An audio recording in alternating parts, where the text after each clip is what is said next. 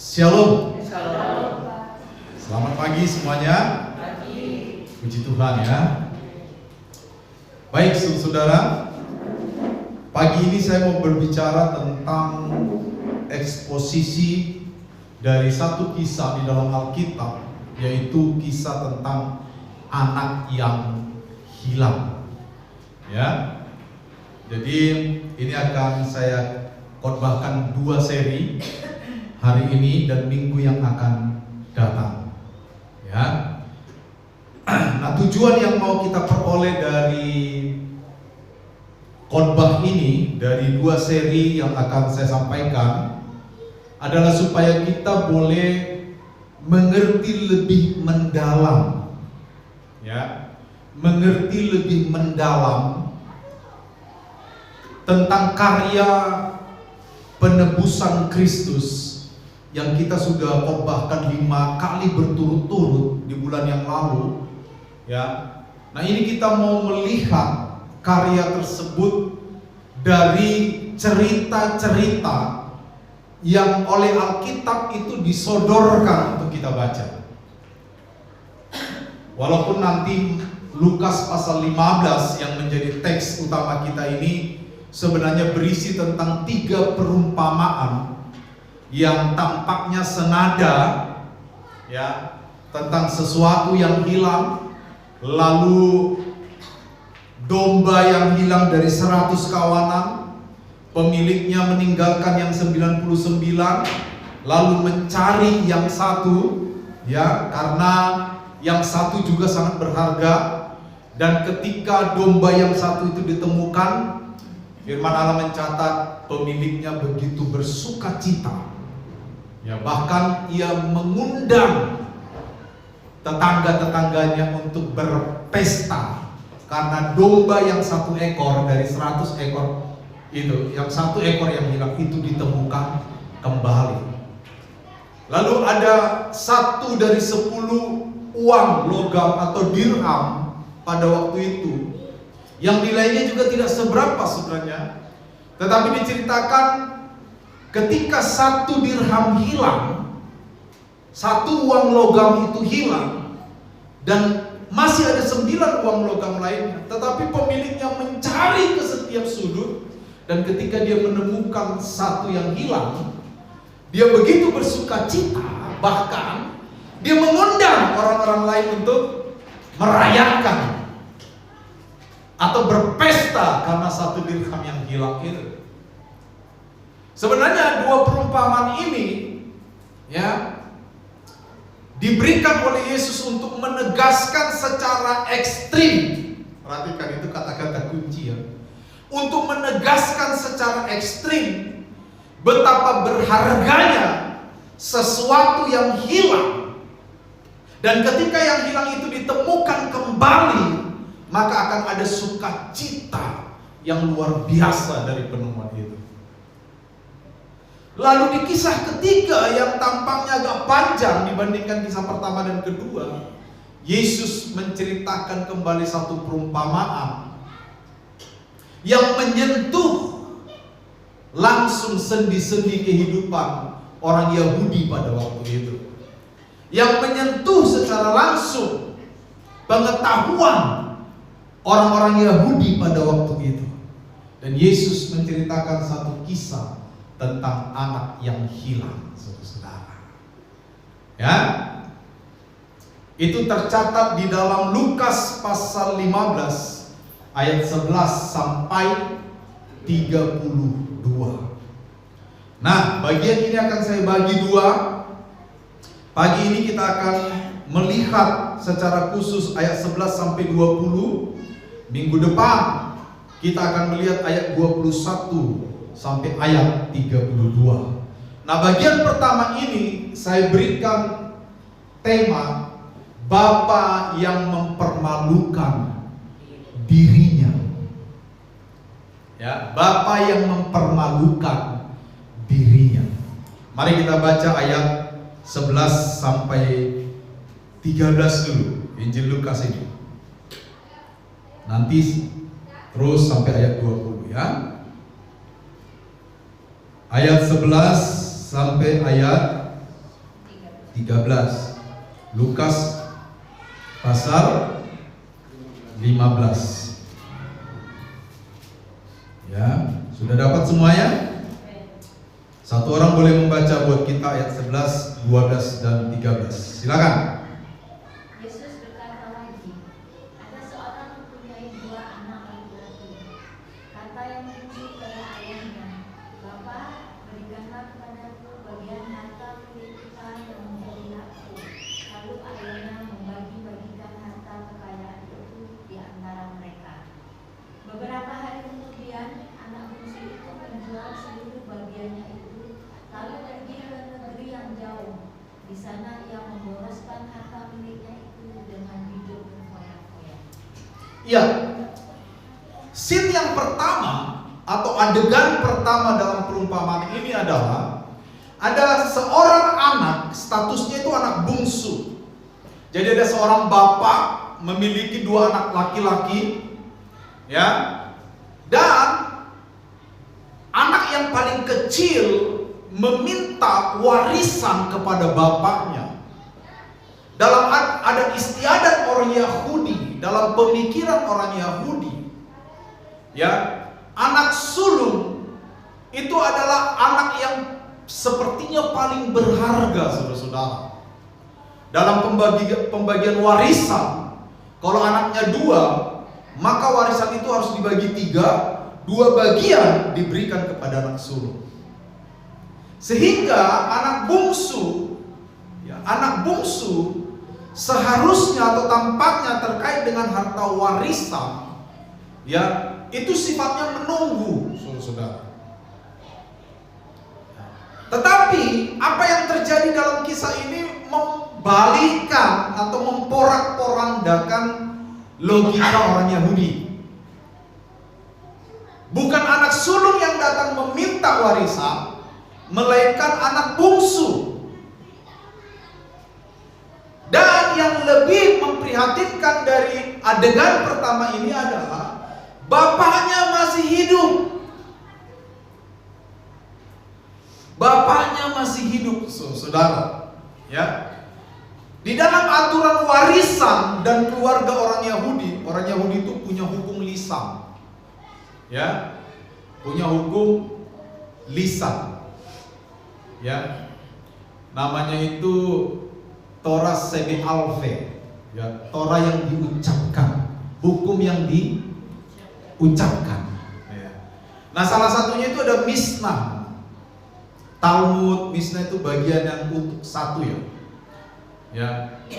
Banyak sekali. Saya punya semua catatan itu, ya. Mereka membagi begitu banyak hukum. Kalau disatukan semua ada 613 hukum yang harus mereka ketahui dan taati. Nah, di dalamnya, saudara, ada yang mengatur tentang warisan dan hukum keluarga Yahudi. Seorang anak, walaupun itu anak sulung, ketika dia meminta warisan sementara ayahnya masih hidup, maka permintaan itu dianggap sebagai tindakan yang tercela, melanggar hukum. Apalagi anak bungsu. Saudara bisa melihat drama ini mulai terasa tegangnya, saudara. Ya. Ini bukan tentang kisah keluarga cemara yang lagunya harta yang paling berharga. Bukan itu lagunya di sini. Di sini lagunya beda. Ada seorang anak bungsu, ya, meminta warisan langsung kepada bapaknya yang dianggap sebagai tindakan yang tidak pantas. Selain karena dia anak bungsu, bahkan dia meminta warisan itu sementara ayahnya masih hidup. Dan lebih lagi tercela daripada itu, ketika ayahnya memberikan warisan itu kepada dia, dia pergi dari rumah lalu menghabiskan warisan itu bukan di tanah Israel, melainkan di luar dari tanah Israel. Udah meminta tercela, bungsu, bapaknya masih hidup. Apa yang dia minta difoya-foyakan? difoya-foyakannya di luar bangsa Israel. Mereka punya hukum, saudara. Di dalam Talmud Babilonia ada namanya bagian dari kitab Ketubot, ya, traktat Ketubot itu dikatakan ada perintah yang jelas untuk menyingkirkan seorang anak yang walaupun dia menerima warisan sah, ini tadi tidak sah kan? Walaupun dia menerima warisan sah, tapi warisan itu dia habiskan di komunitas di luar orang Yahudi atau Israel. Anak itu harus dihukum, dikeluarkan dari komunitas. Jadi orang Yahudi itu supaya warisannya itu tetap pada mereka, itu nggak boleh warisan itu dijual atau dihabiskan, apalagi ke komunitas yang bukan Yahudi. Kalau saudara baca, ini kan sedang kita dalam pembacaan Alkitab Yosua. Sebelum Yosua ada bilang ulangan kan. Kalau saudara ingat, kalau ada satu suku yang mau menjual hartanya, perintah Tuhan apa? Diusahakan kepada suku sendiri, betul nggak? Supaya harta mereka itu tidak berpindah tangan. Nah itu mereka pegang dengan cara-cara yang sangat baik. Bahkan mereka tambahkan aturan tentang itu. Jadi saudara, anak bungsu ini sudah dia bungsu, minta harta warisan, dan dia minta waktu bapaknya hidup. Lalu saudara lebih sadis lagi, dia berfoya-foya. Lebih sadis lagi, foya-foyanya di luar Israel. Jadi kisah ini bukan sesederhana yang kita bayangkan, saudara. Kisah ini bukan sekedar ada anak bungsu ya. Ya anak sekolah minggu memahaminya seperti itu, dan itu tidak salah. Anak bungsu pergi ke negeri orang, tinggalkan bapaknya sendiri. Itu ada lagunya kan? Akhirnya hilanglah uang dan barang, hidupnya sungguh susah kini. Nah, ada yang tahu lagu itu? Minggu depan kita jadikan lagu itu.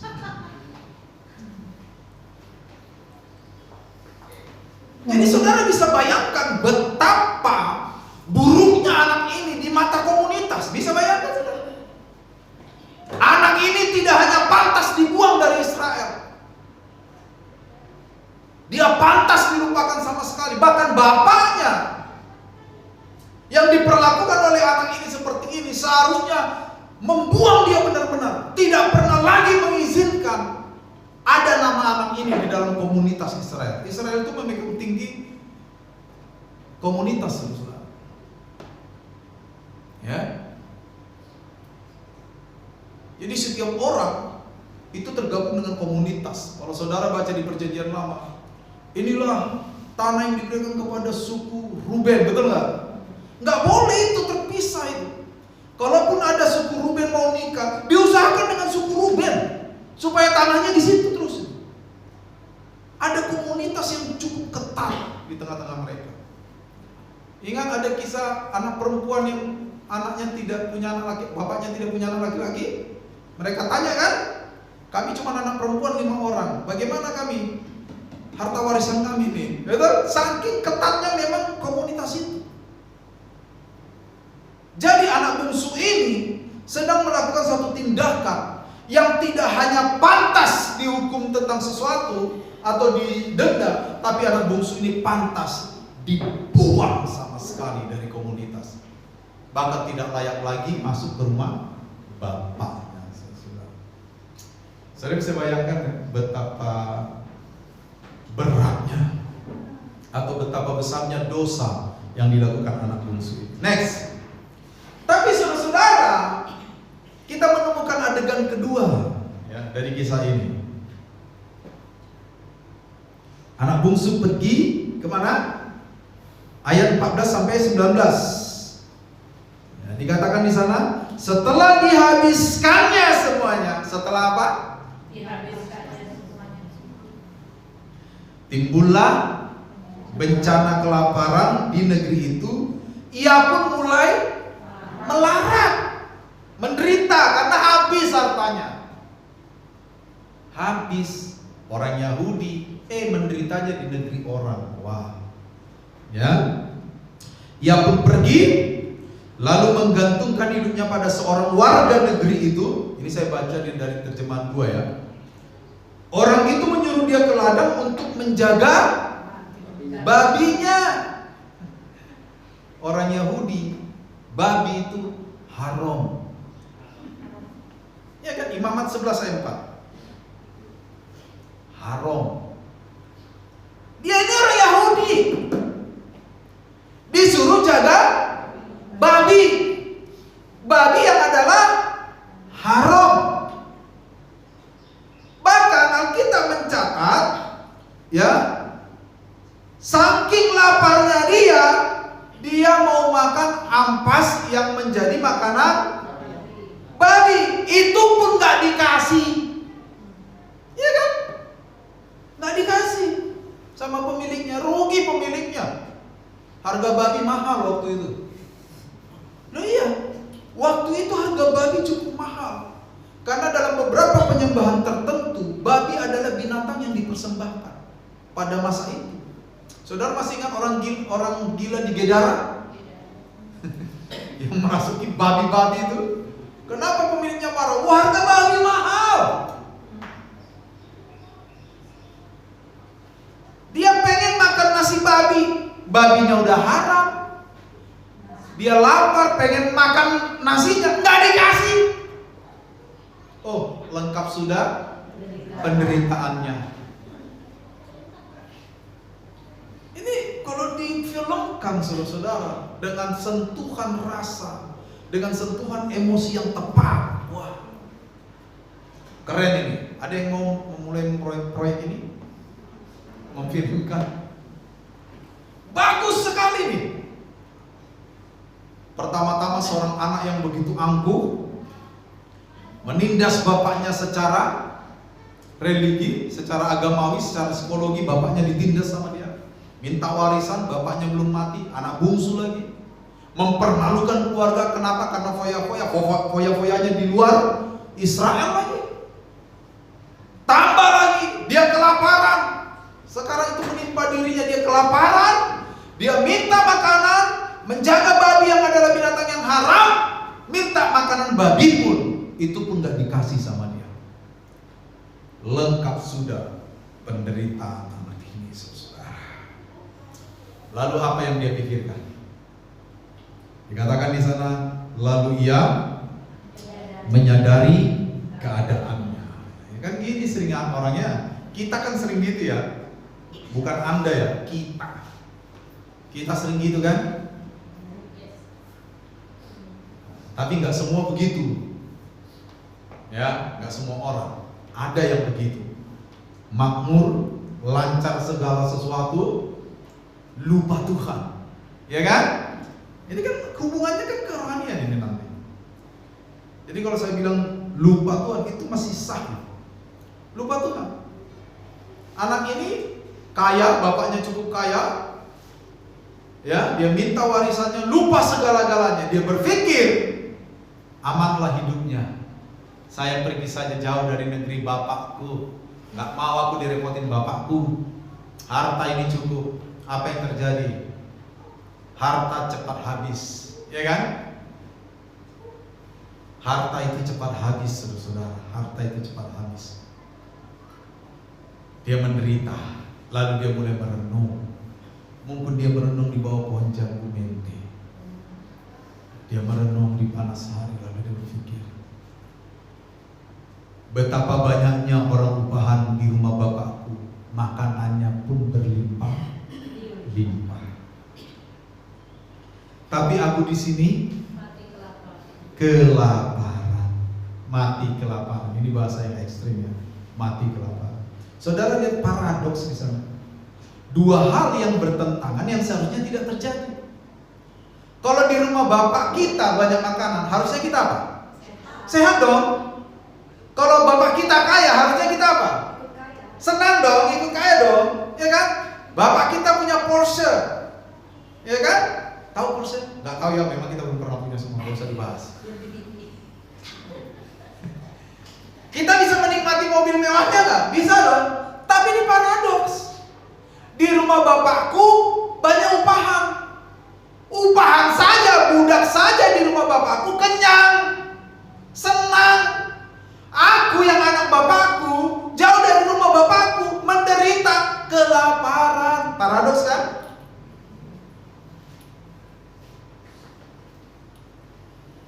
Lalu aku akan bangkit, pergi ke rumah bapakku. Lalu berkata, Bapa, aku telah berdosa terhadap surga dan terhadap Bapa. Kata surga di sini berarti Allah. Bahasanya orang Yahudi begitu, ya. Ketika mereka menyebut dalam konteks ini Uranos, surga, itu berarti Allah. Aku tidak layak lagi disebut anak Bapa. Jadikanlah aku sebagai salah satu budak Bapa. Upahan budak. Dia kelaparan, makan makanan babi, binatang yang haram, lalu dia sadar pengen pulang. Makanya lagu anak sekolah minggu bersambung, pulanglah anakku, ya kan? Bapa rindu menunggu, pulanglah hai anakku, ada ampun Bapa bagimu. Ya, dia merencanakan pulang, bukan sebagai anak, padahal dia anak.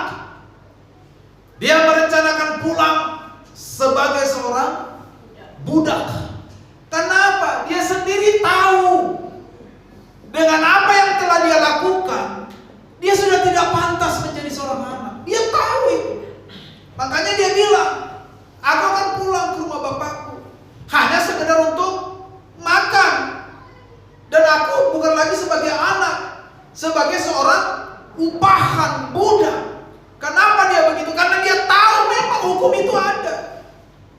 Nah, ada hukum yang lebih lagi jelek. Dia siap menghadapi yang namanya ritual yang orang sana sebut ketsasa. Ketsasa. Nah, itu dia. Jadi waktu dia pulang, dia pengen jadi apa bapaknya? Budak. Apakah itu bisa kesampaian? Belum tentu. Ingat, dia tadi pengen makan nasi babi. Apakah kesampaian? Belum tentu. Buktinya tidak kesampaian. Dia dilarang bosnya. Nggak boleh makan babi, itu untuk babi. Kamu lebih rendah dari babi. Karena makanan babi kamu nggak boleh makan. Lebih baik babi sehat daripada kamu yang sehat. Duh, itu konteksnya memang begitu, saudara. Kejam kan? Ngeri kan? Orang Medan bilang ngeri kali, bah. Nggak ada di sini statue, setelan cuek baru malu-malu. Nggak ada, penderitaan ini semua. Nggak ada setelan-setelan di sini, penderitaan semua, saudara. Dia pengen balik ke rumah bapaknya, bukan sebagai anak. Dia mau merendahkan dirinya serendah-rendahnya. Dia pengen jadi budak. Pertanyaannya, apakah iya? Belum tentu. Kenapa belum tentu? Karena di dalam hukum masyarakat Yahudi ada yang disebut ritual ketsasa. Susah ngomong ini memang. Ya, ketsasa.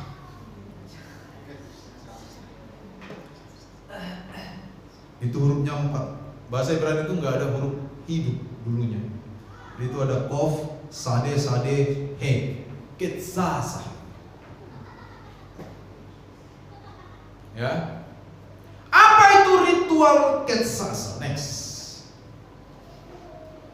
Ritual ketsasa, ya, itu arti harfiahnya adalah dipotong,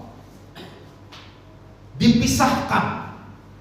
Jadi ritual ketsasa ini adalah proses pemotongan atau pemisahan.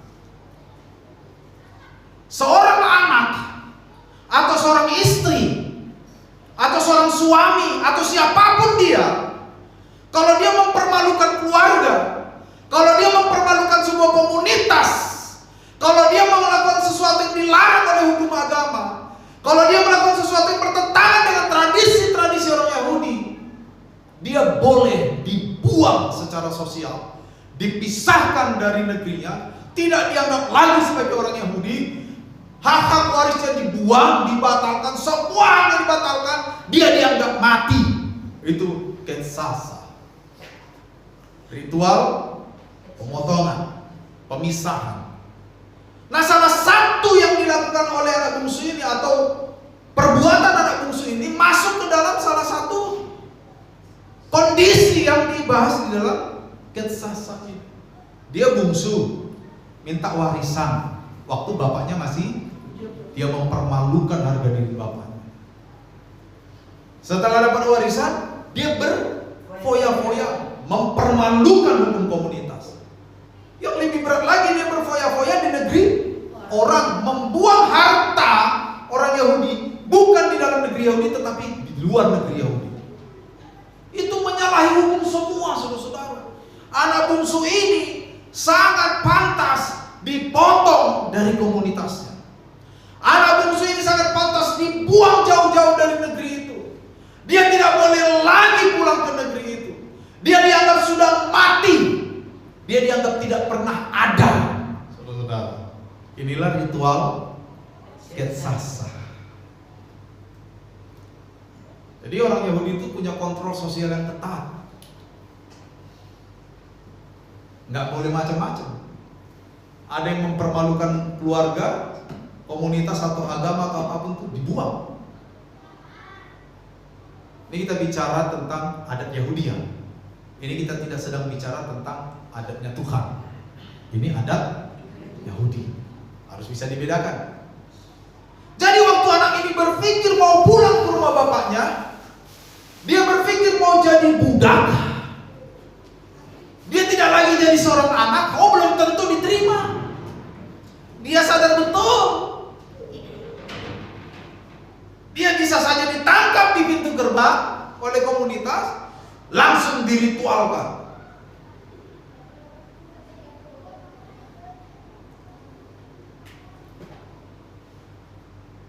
Biasanya ritual ketsasa itu, misalnya anak ini pulang ya, setiap tempat di sana kan ada alun-alun tuh, pintu gerbang desa. Kalau orang Sumba bilang bilen, lawang desa.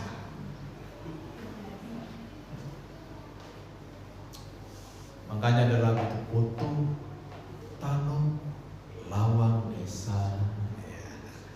Pintu gerbang, lawang. Orang Jawa juga bisa bilang lawang.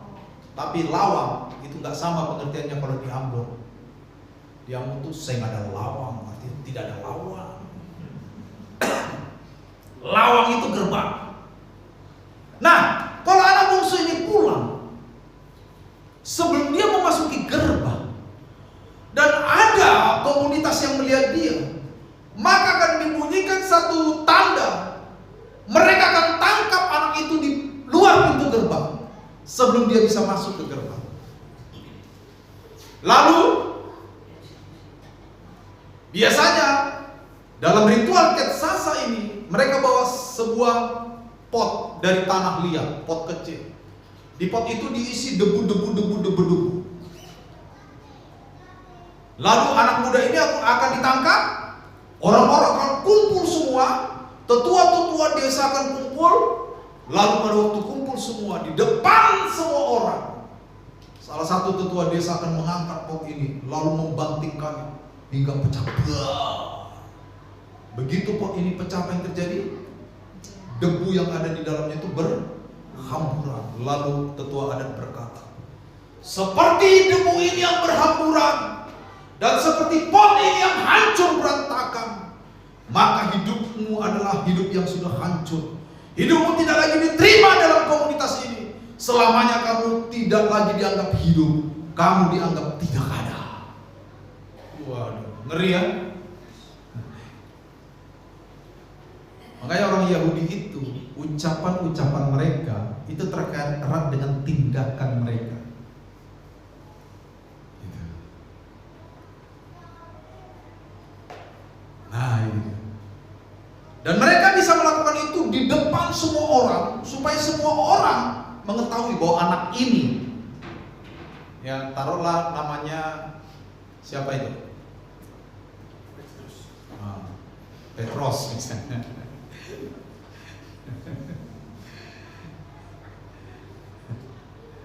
Ya. Waktu dia dilakukan ritual Ketsasa, maka anak ini semua orang tahu anak yang bernama si A ini tidak lagi diterima di komunitas. Dia bukan lagi orang Yahudi. Dia tidak pernah ada dalam komunitas orang Yahudi. Dia dianggap mati. Diumumkan. Bahkan nama ini dicatat di dalam sebuah daftar. Lalu biasanya disimpan di rumah ibadat. Sudah bayangkan? Disimpannya di rumah ibadat, di sinagoga. Disimpan. Si Badu sudah di Ketsasa. Artinya dimanapun orang ketemu Badu, biarpun tatapan tamang gini, dia dianggap tidak ada, dianggap hantu. Bayangkan. Biar bapaknya, biar saudara kandungnya, artinya dia sama sekali tidak ada lagi, dianggap tidak ada, musnah. Itulah ngerinya ritual Ketsasa. Tapi apa yang terjadi? Coba lihat ayat 20.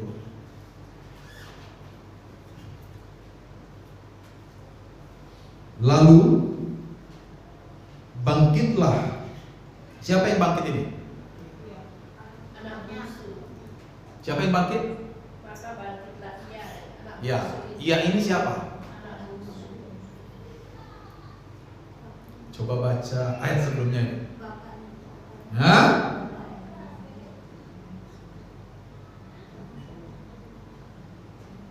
Siapa ia ini? Hah? Anak itu. Bangkitlah ia, pergi kepada bapaknya. Dalam artinya, aku mau jadi budak aja, aku udah gak pantas. Aku udah gak pantas. Aku berdosa terhadap Bapa dan terhadap surga. Aku udah gak pantas. Dia bangkit. Ketika anak ini masih jauh, ayahnya melihat. Wah, itu anak saya. Apa yang dilakukan ayahnya?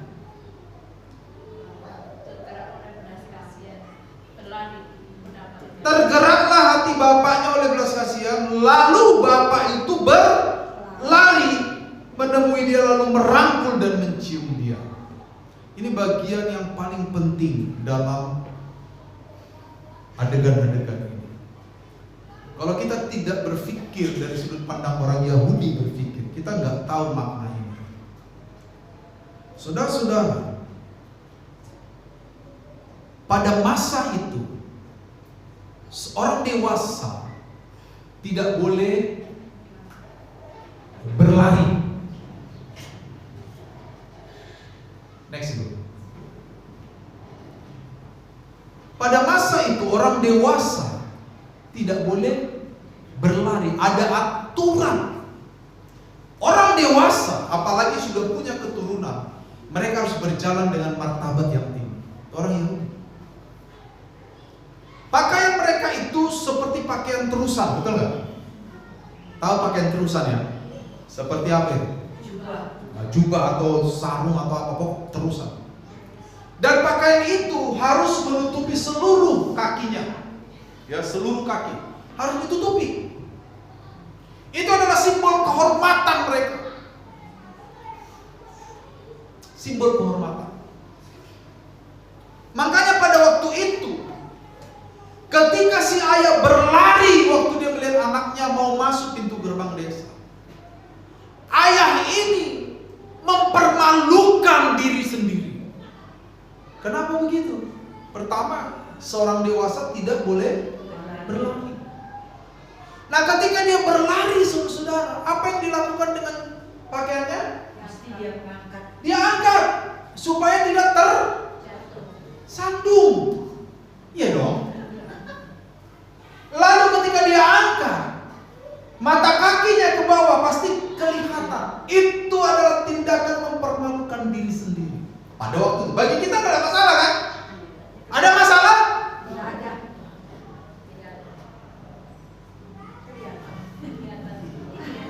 Itu mata kaki Pak Martin kelihatan, sendalnya dilepas. Gak ada masalah. Bagi orang Yahudi itu masalah. Tetapi masalahnya terkait dengan mempermalukan diri. Bapak ini tahu kalau dia tidak cepat menangkap anaknya di luar pintu desa, maka yang tangkap siapa? Ini komunitas ini yang tangkap. Kalau dia tidak segera berlari, kalau dia lihat anaknya, aduh anakku, tunggu nak ya. Siapa yang duluan nangkap? Komunitas yang Komunitas.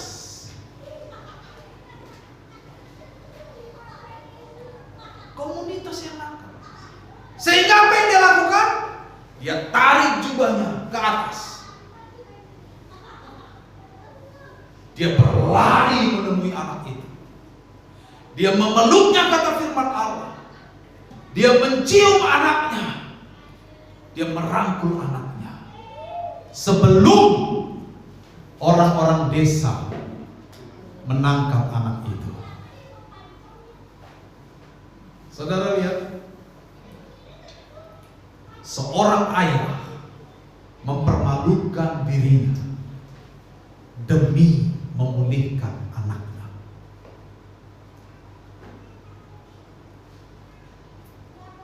Seorang ayah mempermalukan dirinya demi memulihkan anaknya. Kalau komunitas yang duluan menangkap anaknya, akan dilakukan ritual kesasa.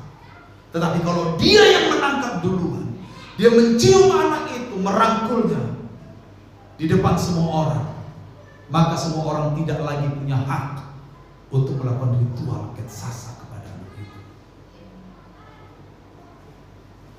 Saudara menangkap pesannya? Ini tidak sesederhana yang kita bayangkan. Sang ayah harus mengangkat dan mata kaki serta kakinya yang telanjang itu harus terlihat, dan itu adalah tindakan yang mempermalukan diri. Seorang yang punya martabat, ayah ini kan orang kaya kan? Dia punya banyak sekali budak upahan, dia dihormati di desanya. Dia seorang yang bermartabat tinggi, tetapi supaya anaknya bisa dipulihkan, supaya anaknya tidak mendapatkan ritual kesasa, dia mengangkat jubahnya itu. Dia berlari, saudara, dan dia merangkul anak itu duluan, menciumnya. Saudara, ini kata-kata yang ditaruh bukan dengan sembarangan. Bagi orang Yahudi, ciuman itu adalah penerimaan. Makanya waktu Yudas mencium Yesus, Yesus kan bilang, Yudas, kenapa justru kamu serahkan aku dengan ciuman? Karena harusnya ciumanmu itu penerimaan, betul? Tapi justru kamu serahkan aku dengan ciuman. Pengkhianatan. Itu pentingnya sebuah kata. Orang-orang Yahudi, sekali lagi saya katakan, kosakata mereka selalu terkait dengan prinsip-prinsip kehidupan mereka. Dalam surat Paulus pernah berkata, hendaklah di antara kamu saling memberikan ciuman yang kudus. Itu penerimaan. Lalu sekarang ada orang mempraktekkan, ini Paulus bilang supaya kita cium, diciumin semua, istri orang juga diciumin. Ada gitu, saya nggak marah ini. Ada yang begitu menerapkan itu. Ajib memang orang itu, ajaib itu.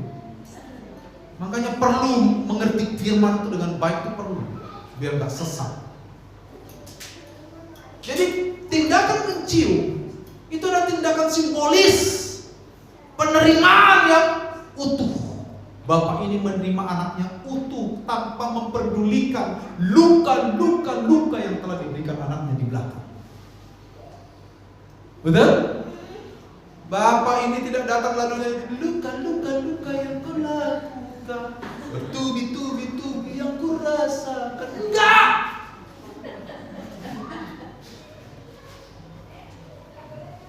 Bapak ini tidak lagi mengingat luka itu, tapi yang dia tahu hanya satu. Dia pengen menerima anaknya, memulihkan anaknya utuh. Dia berlari, berlomba dengan komunitas itu, saudara. Dia berlomba dengan komunitas itu. Dia berlari sekuat tenaga, bahkan dia tarik jubah-jubah, mempermalukan dirinya sendiri. Tidak masalah, yang penting anakku aku terima dengan utuh.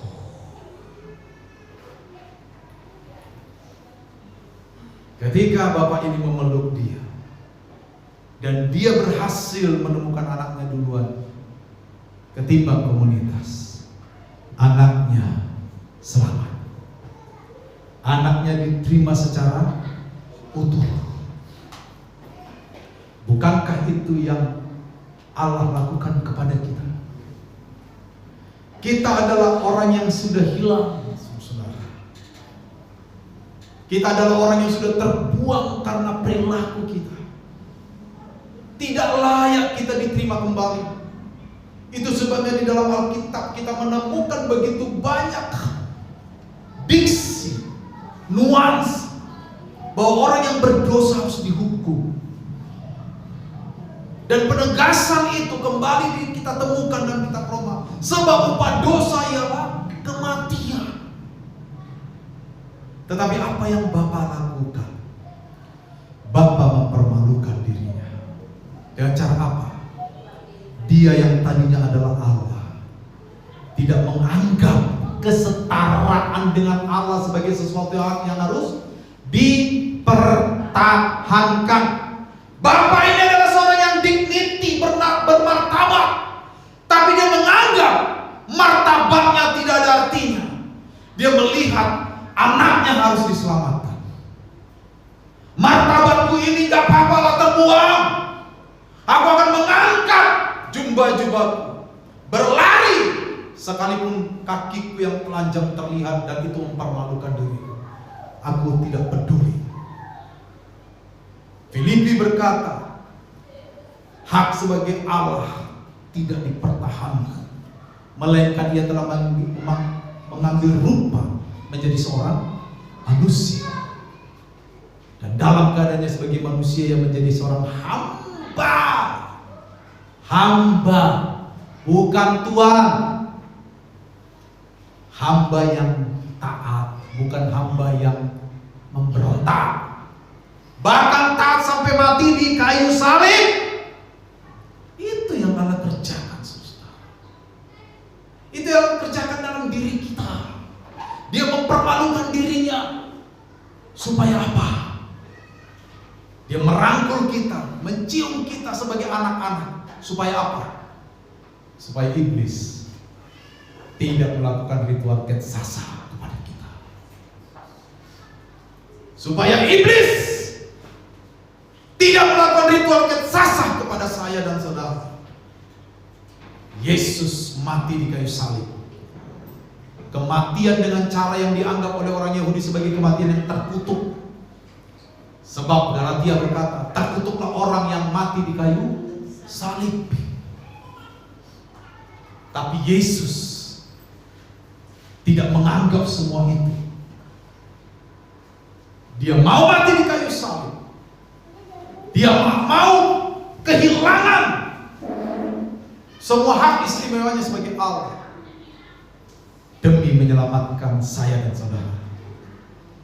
Inilah kedalaman dari penebusan Kristus. Karena kita berharga, sama seperti anak bungsu itu berharga di mata Bapaknya. Sama seperti anak bungsu itu harus dipeluk dan dicium sebelum ritual ketsasa menemui dia. Dia harus mendapatkan anak itu, memeluknya dan menciumnya sebagai penerimaan yang utuh. Tidak memperdulikan apa yang sudah dia lakukan di awal. Tetapi yang dia butuhkan saat itu adalah penerimaan yang utuh. Dan itulah yang Yesus kerjakan bagi kita. Yesus tidak bertanya, apa dosa-dosamu dulu? Tidak. tapi Dia terima kita secara utuh, saudara-saudara. Dia terima kita dengan cara yang utuh. Dia berlari seperti seorang bapa mempermalukan dirinya, dan kita diselamatkan. Mari kita tarik ini kepada hubungan kita dengan sesama kita. Kalau Bapa Yesus memperlakukan kita sedemikian penuh dengan kasih, masih adakah kesalahan orang lain yang tidak terampuni bagi kita? Masih ada? Masih ada? Masih adakah dendam di dalam diri kita? Apakah masih pantas kita memelihara kebencian kepada sesama kita, sementara kita dikasihi dengan cara-cara yang luar biasa oleh Bapa? Masih pantas? Apakah masih pantas kita memiliki hati yang mudah sakit, hati yang mudah tersinggung, hati yang retak tidak utuh, sementara Bapa sudah menerima kita dengan seutuhnya? Apa masih pantas? Itu harus pertanyakan pada diri kita sendiri.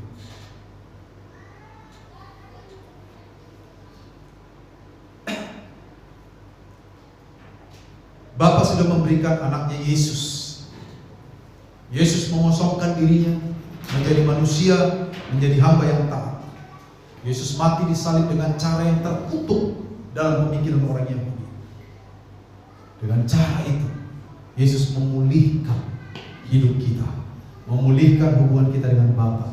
Roma mencatat, pada waktu kita masih berdosa pun, Dia telah mati dan mendamaikan kita dengan Bapa. Saudara-saudara, sekarang dengan Tuhan, itu message-nya, itu pesannya. Yang penting sekarang, bagaimana dengan sesama kita manusia? Jika kamu tidak mengampuni orang yang bersalah kepadamu, Bapa di surga juga tidak akan mengampuni. Inilah kedalaman dari karya penebusan Kristus. Kita tidak hanya sekedar mengerti, oh Yesus mati untuk saya, tidak. Oh Yesus mati untuk manusia, tidak. Tapi kita mengerti setiap detil dari karya penebusan itu. Kenapa kisah ini ditaruh di Alkitab? Tujuannya yaitu supaya setelah kita mengerti tentang karya Bapa, karya Yesus, kita mengerti lebih dalam lagi tentang detil lengkap dari karya-karya. Jadi tidak sekedar oh Yesus mati buat saya. Itu bagus. Tapi kadang-kadang kita perlu mengetahui setiap rincian yang ada di dalam karya Bapa, supaya kita mengerti kedalaman penebusan Kristus bagi kita. Oleh karena itu, berperilakulah dengan belas kasihan seperti Bapa itu berbelas kasihan. Betul? Dia berbelas kasihan kepada anaknya, seperti Bapa di surga berbelas kasihan kepada kita. Maka kita harus berbelas kasihan kepada sesama kita manusia dengan cara apa? Ampunilah mereka yang bersalah kepadamu. Janganlah yang membalas kejahatan dengan kejahatan. Ya, jangan berbuat sesuatu yang tidak penting bagi sesamamu. Mari kita tanamkan nilai ini. Bapa saja mau mempermalukan dirinya untuk kita. Semoga pesan ini masuk dalam pikiran dan hati kita. Dan tidak hanya masuk dalam pikiran, tetapi termanifestasi dalam tindakan dan kehidupan kita sehari-hari. Yang berbahagia adalah mereka yang mendengarkan firman Tuhan lalu melakukannya dalam kehidupan sehari-hari. Orang yang mendengarkan firman Tuhan dan tidak melakukannya tidak berbahagia di depan Allah.